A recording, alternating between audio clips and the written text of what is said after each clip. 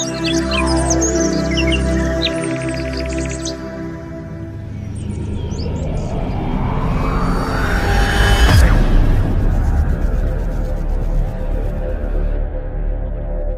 morning friends, praise the Lord. I bring greetings in the name of Jesus.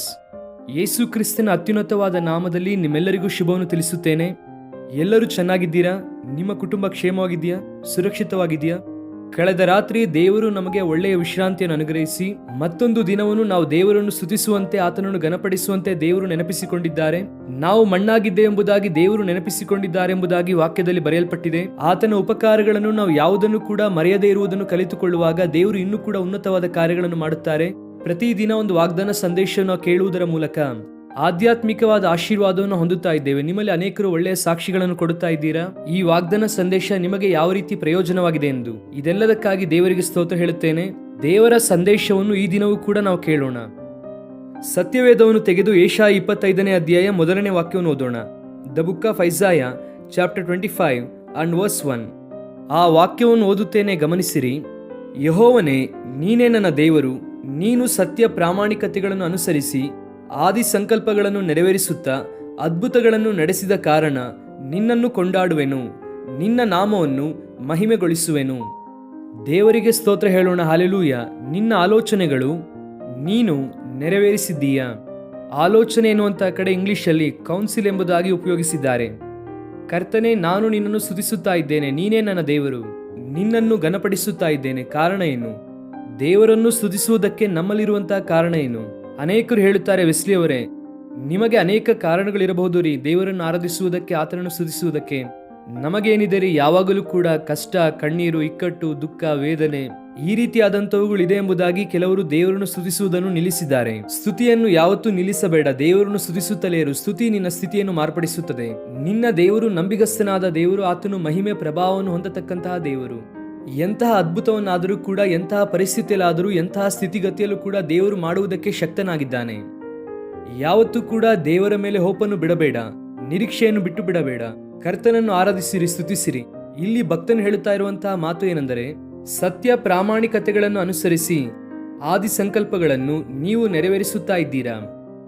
ದೇವರು ತನ್ನ ಪ್ರಣಾಳಿಕೆಯನ್ನು ನಮ್ಮ ಜೀವಿತದಲ್ಲಿ ನೆರವೇರಿಸಬೇಕೆಂದು ಆದಿಯಿಂದ ಕೋರುತ್ತಿದ್ದಾರೆ. ನಾನು ಅದನ್ನೇ ನಂಬುತ್ತೇನೆ. ಪ್ರತಿದಿನವೂ ಕೂಡ ದೇವರು ನನ್ನ ಜೀವಿತದಲ್ಲಿ ಕಾಣಿಕೆಯನ್ನಾಗಿ ಕೊಡುತ್ತಾ ಇದ್ದಾರೆ. ಅಂದರೆ ಆ ದಿನದಲ್ಲಿ ದೇವರು ನನ್ನ ಜೀವಿತದಲ್ಲಿ ಆತನ ಪ್ರಣಾಳಿಕೆಯನ್ನು ನೆರವೇರಿಸಬೇಕೆಂದು ಬಯಸುತ್ತಿದ್ದಾರೆ. ಆದ್ದರಿಂದಲೇ ನನ್ನ ಆಯುಷ್ ದಿನಗಳನ್ನು ಕೂಡಿಸಿಕೊಡುತ್ತಿದ್ದಾರೆ. ನಿಮ್ಮ ಜೀವಿತದಲ್ಲೂ ಕೂಡ ದೇವರು ತನ್ನ ಪ್ರಣಾಳಿಕೆಯನ್ನು ನೆರವೇರಿಸಬೇಕೆಂದು ಕೋರುತ್ತಿದ್ದಾರೆ. ದೇವರು ನಮ್ಮ ಜೀವಿತದಲ್ಲಿ ಇಟ್ಟಿರುವಂತಹ ಪ್ರಣಾಳಿಕೆ ಉನ್ನತವಾದದ್ದು. ಸತ್ಯ ಪ್ರಾಮಾಣಿಕತೆಯನ್ನು ಅನುಸರಿಸಿ. ನಮ್ಮ ದೇವರು ಎಂತವರು ಅಂದರೆ, ಆತನು ಸತ್ಯ ಪ್ರಾಮಾಣಿಕತೆಯನ್ನು ಅನುಸರಿಸುವ ಆತನು.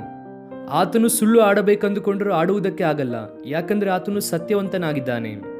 ದೇವರು ಯಾವತ್ತೂ ಸುಳ್ಳುಗಾರನಲ್ಲ ಎಂದು ವಾಕ್ಯ ಹೇಳುತ್ತದೆ. ದೇವರ ಮಾತು, ದೇವರ ವಾಕ್ಯ ಅದು ಯಾವತ್ತೂ ಕೂಡ ಸುಳ್ಳಲ್ಲ. ಅನೇಕರು ಬೈಬಲ್ ಓದುತ್ತಾ ಇರುವಾಗ ಅನೇಕ ಡೌಟ್ಸ್ ಬರುತ್ತದೆ. ಇದು ನಿಜವಾಗಲೂ ನಡೆದಿರುತ್ತದಾ? ಇದನ್ನು ನಿಜವಾಗಲೂ ನಂಬಬಹುದಾ?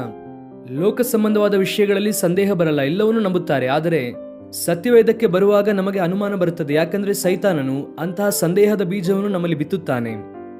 ಆಗ ನಾವು ಗಮನಿಸಬೇಕಾದದ್ದೇನೆಂದರೆ, ನಮ್ಮ ದೇವರು ಸತ್ಯವಂತನು. ಯೇಸು ಕ್ರಿಸ್ತನು ಈ ಲೋಕಕ್ಕೆ ಬಂದು ಯಾರೊಬ್ಬರು ಕೂಡ ಮಾಡದೇ ಇರುವಂತಹ ಸ್ಟೇಟ್ಮೆಂಟ್ ಆತನು ಮಾಡಿದನು ಅಲ್ವಾ? ನಾನೇ ಮಾರ್ಗವು, ಜೀವವು, ಸತ್ಯವು ಎಂಬುದಾಗಿ ಆತನು ಹೇಳುತ್ತಾರೆ. ಆತನು ಆ ಮಾತನ್ನು ಹೇಳುವುದರಲ್ಲಿ ಆತನ ಉದ್ದೇಶ ಏನೆಂದರೆ, ಮನುಷ್ಯನು ಮಾಡುತ್ತಿರುವಂತಹ ಪ್ರತಿ ಪ್ರಾರ್ಥನೆಗೂ ಕೂಡ ಉತ್ತರ ಆತನೇ. ಸತ್ಯ ಯಾರು ಅಂದರೆ ನಾನೇ ಎನ್ನುತ್ತಾನೆ. ಬೆಳಕು ಯಾರು ಅಂದರೆ ನಾನೇ ಎನ್ನುತ್ತಾನೆ. ಜೀವ ಯಾರು ಅಂದರೆ ನಾನೇ ಎನ್ನುತ್ತಾನೆ. ಮಾರ್ಗ ಯಾರಂದರೆ ನಾನೇ ಎಂಬುದಾಗಿ ದೇವರು ಹೇಳುತ್ತಾರೆ. ಆತನು ಹಾಗೆ ಹೇಳಬೇಕು, ಹೇಳದೇ ಇದ್ದರೆ ಮೋಸ ಮಾಡಿದ ಹಾಗೆ. ದೇವರು ವಾಸ್ತವ ವಿಷಯಗಳನ್ನು ನಮಗೆ ಹೇಳುವಂತಹ ದೇವರಾಗಿರುವುದರಿಂದ ನಾನೇ ಎಂಬುದಾಗಿ ಆತನು ಹೇಳುತ್ತಾನೆ. ಆತನು ಸುಳ್ಳುಗಾರನಲ್ಲ. ಸತ್ಯ ಪ್ರಾಮಾಣಿಕತೆಯನ್ನು ಅನುಸರಿಸಿ ತನ್ನ ಆಲೋಚನೆಯನ್ನು ನೆರವೇರಿಸುತ್ತಾರಂತೆ. ದೇವರ ಮಕ್ಕಳಾಗಿ ನಾವು ಮಾಡಬೇಕಾದ ಪ್ರಾರ್ಥನೆ ಏನು ಗೊತ್ತಾ? ದೇವರೇ, ನನ್ನ ಇಷ್ಟವಲ್ಲ, ನನ್ನ ಉದ್ದೇಶವಲ್ಲ, ನಾನು ಅಂದುಕೊಳ್ಳುವಂಥದ್ದಲ್ಲ ನೆರವೇರಬೇಕಾಗಿರುವಂಥದ್ದು ನಿಮ್ಮ ಚಿತ್ತ, ನಿಮ್ಮ ಉದ್ದೇಶವು ನನ್ನ ಜೀವಿತದಲ್ಲಿ ನೆರವೇರಬೇಕೆಂದು ಪ್ರಾರ್ಥಿಸಬೇಕು. ದೇವರ ಚಿತ್ತಕ್ಕಾಗಿ ಎದುರು ನೋಡಬೇಕು. ಉತ್ತಮವಾದ ದೇವರ ಚಿತ್ತ ನೆರವೇರುವುದಕ್ಕೆ ನಮ್ಮ ಜೀವಿತವನ್ನು ಸಿದ್ಧಪಡಿಸಿಕೊಳ್ಳಬೇಕು. ಅನೇಕರು ದೇವರ ಸಮ್ಮುಖದಲ್ಲಿ ಬಂದು, ದೇವರೇ, ನಿನ್ನ ಚಿತ್ತ ನನ್ನ ಜೀವಿತದಲ್ಲಿ ನೆರವೇರಿಸು ಎಂಬುದಾಗಿ ಪ್ರಾರ್ಥನೆ ಮಾಡುತ್ತಾರೆ. ಒಂದು ವೇಳೆ ದೇವರು ತನ್ನ ಚಿತ್ತವನ್ನು ಪ್ರಕಟಿಸಿದರೆ, ಇದು ಸಾಧ್ಯವಿಲ್ಲ ದೇವ ಎಂದು ಹೇಳುತ್ತಾರೆ. ಹಾಗಾದರೆ ನೀನು ಪ್ರಾರ್ಥನೆ ಮಾಡಿ ಉಪಯೋಗವೇನು? ದೇವರ ಸಮ್ಮುಖದಲ್ಲಿ ಪ್ರಾರ್ಥಿಸಿ ಪ್ರಯೋಜನವೇನು? ದೇವರ ಚಿತ್ತ ಪ್ರಕಟಿಸಲ್ಪಡಬೇಕೆಂಬುದಾಗಿ ನೀನು ಕೋರಿಕೊಳ್ಳುವುದಾದರೆ ದೇವರು ತನ್ನ ಚಿತ್ತವನ್ನು ಪ್ರಕಟಿಸಿದಾಗ ಅದನ್ನು ಮಾಡುವಂತಹ ಸಾಮರ್ಥ್ಯವೂ ಕೂಡ ನಿನಗೆ ಇರಬೇಕು. ಆ ಆಶೆ ನಿನಗೆ ಇರಬೇಕು. ಆ ಆಶೆ ಇಲ್ಲದೆ ಏನು ಕ್ಯಾಶುವಲ್ ಆಗಿ ದೇವರೇ ನಿನ್ನ ಚಿತ್ತವನ್ನು ಪ್ರಕಟಿಸು ಎಂಬುದಾಗಿ ಪ್ರಾರ್ಥನೆ ಮಾಡಿದರೆ ಅದರಿಂದ ಯಾವುದೇ ಪ್ರಯೋಜನವಿಲ್ಲ. ದೇವರು ನಿನ್ನೊಂದಿಗೆ ಮಾತನಾಡುತ್ತಾ ಇದ್ದಾರೆ. ಆತನ ಆಲೋಚನೆ ನೆರವೇರಬೇಕು. ಯಾವಾಗ ನೀನು ದೇವರ ಆಲೋಚನೆಗೆ ಸ್ಥಳ ಕೊಡುತ್ತೀಯೋ, ದೇವರ ವಾಕ್ಯ ಹೇಳುತ್ತದೆ, ನೀನು ಅಂದುಕೊಳ್ಳುವುದಕ್ಕಿಂತಲೂ ನೀನು ಬೇಡುವುದಕ್ಕಿಂತಲೂ ಕೂಡ ಅತ್ಯಧಿಕವಾಗಿ ಮಾಡುವುದಕ್ಕೆ ಸಾಮರ್ಥ್ಯವುಳ್ಳ ದೇವರು ಆತನು. ಅಂದರೆ ಯಾವಾಗ ನಿನ್ನ ಜೀವಿತವನ್ನು ದೇವರ ಕರದಲ್ಲಿ ಇಡುತ್ತೀಯೋ, ನಾವು ಏನನ್ನು ಅಂದುಕೊಳ್ಳುತ್ತಾ ಇದ್ದೇವೋ ಅದಕ್ಕಿಂತಲೂ ಕೂಡ ಉನ್ನತವಾದ ಕಾರ್ಯವನ್ನು ದೇವರು ಮಾಡುತ್ತಾರೆ. ನಿಮ್ಮ ಜೀವಿತದಲ್ಲಿ ಅಂತಹ ಕಾರ್ಯ ಆಗಬೇಕೆಂಬುದಾಗಿ ನನ್ನ ಪ್ರಾರ್ಥನೆ. ಒಂದು ವೇಳೆ ಮದುವೆಗೋಸ್ಕರವಾಗಿ ನೀವು ಪ್ರಾರ್ಥನೆ ಮಾಡುತ್ತಾ ಇದ್ದೀರಾ, ಉದ್ಯೋಗಕ್ಕಾಗಿ ಪ್ರಾರ್ಥಿಸುತ್ತಾ ಇದ್ದೀರಾ, ಅಥವಾ ಬೇರೆ ಯಾವುದೇ ವಿಷಯಕ್ಕಾಗಿ ಪ್ರಾರ್ಥಿಸುತ್ತಾ ಇದ್ದೀರಾ, ನಿಮ್ಮ ಮಕ್ಕಳ ಆರೋಗ್ಯಕ್ಕೋಸ್ಕರವಾಗಿ ಪ್ರಾರ್ಥಿಸುತ್ತಾ ಇದ್ದೀರಾ, ನಿಮ್ಮ ಗಂಡನ ಪ್ರಯಾಣಕ್ಕಾಗಿ ಪ್ರಾರ್ಥನೆ ಮಾಡುತ್ತಾ ಇದ್ದೀರಾ, ಯಾವುದೋ ಕಳವಳ, ದುಃಖ, ಆತಂಕ, ಯಾರೋ ಏನೋ ಹೇಳಿದಾಗ ಭಯಪಡುತ್ತಿರುವಂತಹ ಪರಿಸ್ಥಿತಿಯಲ್ಲಿ ಇದ್ದರೆ ದೇವರು ನಿನ್ನೊಂದಿಗೆ ಮಾತನಾಡುತ್ತಿದ್ದಾರೆ. ಆತನ ಆಲೋಚನೆಯನ್ನು ನೆರವೇರಿಸುವಂತಹ ಸಾಮರ್ಥ್ಯವು ಆತನಿಗೆ ಉಂಟು. ಆಮೇನ್. ಈ ವಾಗ್ದಾನವನ್ನು ಈ ದಿನವೆಲ್ಲ ಕ್ಲೇಮ್ ಮಾಡಿ ದೇವರಿಗೆ ಸ್ತೋತ್ರ ಮಾಡಿರಿ, ಆತನನ್ನು ಘನಪಡಿಸಿರಿ. ಆತನ ಆಲೋಚನೆಯು ನೆರವೇರಬೇಕೆಂಬುದಾಗಿ ನಿಮ್ಮ ಜೀವಿತವನ್ನು ಆತನಿಗೆ ಸಂಪೂರ್ಣವಾಗಿ ಸಮರ್ಪಿಸಿರಿ. ದೊಡ್ಡ ಕಾರ್ಯವನ್ನು ಕಾಣುತ್ತೀರಾ. ಪ್ರಾರ್ಥನೆ. ಪ್ರೀತಿಯುಳ್ಳ ತಂದೆ, ಉನ್ನತನಾದ ದೇವರೇ, ಮಹಿಮೆಯುಳ್ಳ ಆಶ್ಚರ್ಯಕರನಾದ ದೇವರೇ, ನಿನಗೆ ವಂದನೆ. ನೀವು ನಂಬಿಗಸ್ತ ದೇವರಾಗಿರುವುದಕ್ಕಾಗಿ ಸ್ತೋತ್ರ. ಈ ಉದಯ ಕಾಲದಲ್ಲಿ ಎಷ್ಟು ಜನ ಈ ವಾಗ್ದಾನ ಸಂದೇಶವನ್ನು ಕೇಳಿದ್ರು ಅವರೆಲ್ಲರನ್ನು ಕೂಡ ನೀವೇ ಆಶೀರ್ವದಿಸಿರಿ.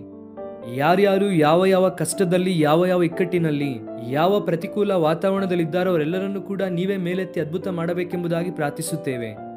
ಸತ್ಯ ಪ್ರಾಮಾಣಿಕತೆಯನ್ನು ಅನುಸರಿಸಿ ನಿಮ್ಮ ಆಲೋಚನೆಯನ್ನು ನೆರವೇರಿಸುವಂತಹ ದೇವರು ನೀವಾಗಿರುವುದರಿಂದ ಅವರ ಜೀವಿತದಲ್ಲಿ ನಿಮ್ಮ ಆಲೋಚನೆ ಪ್ರಣಾಳಿಕೆಯನ್ನು ನೆರವೇರಿಸಿ ಅದ್ಭುತ ಮಾಡಿರಿ. ಸ್ತುತಿ ಘನ ನಿಮಗೆ ಸಲ್ಲಿಸುತ್ತಾ ಯೇಸು ಕ್ರಿಸ್ತನ ನಾಮದಲ್ಲಿ ಬೇಡಿ ಹೊಂದಿಕೊಳ್ಳುತ್ತೇವೆ ತಂದೆ. Amen. God bless you dear friends. Have a wonderful day.